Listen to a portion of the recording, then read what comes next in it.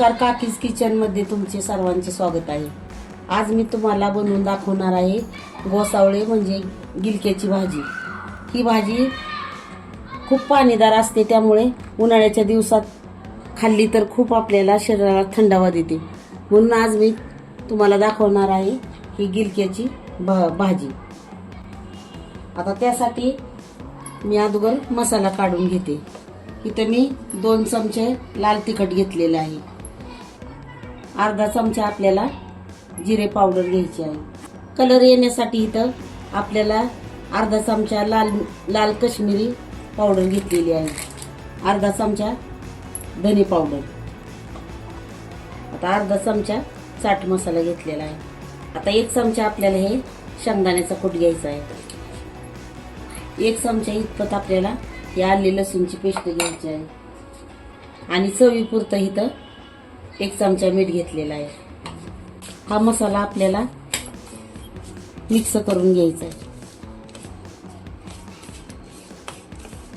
आता हे मसाला मिक्स करून घेतल्यानंतर ना हे धुवून पुसून घेतलेले गोसावळी आहेत, ह्याच्यात हा असा थोडा थोडा भरून घ्यायचा। जास्त भरायचाच नाही, असा थोडा थोडाच भरायचा, कारण हे नंतर ना शिजून खूप असं बारीक होतात, म्हणून असं थोडा थोडाच ह्यात मसाला भरायचा।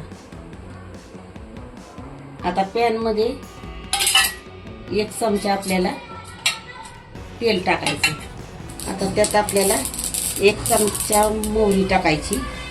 जिरे पावडर आपण टाकली होती, ती काय आता टाकत नाही।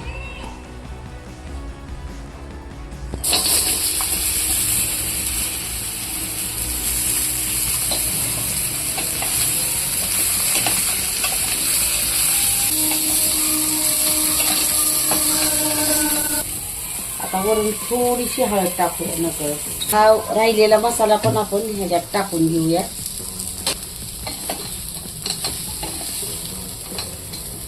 आता हे थोडंसं हलवल्यानंतर ना आता थोडंसं पाणी टाकून आपण त्याच्यावर झाकण ठेवून देऊया। 5-10 मिनिटं आपण हे शिजवून घेऊया बारीक गॅसवर।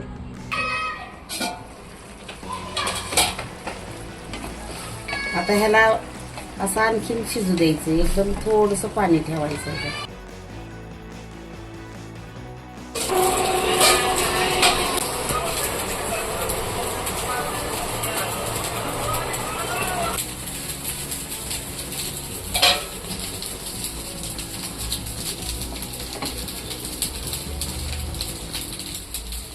ह्या पद्धतीनं अशी गोसावळ्याची भाजी तुम्ही करून बघा।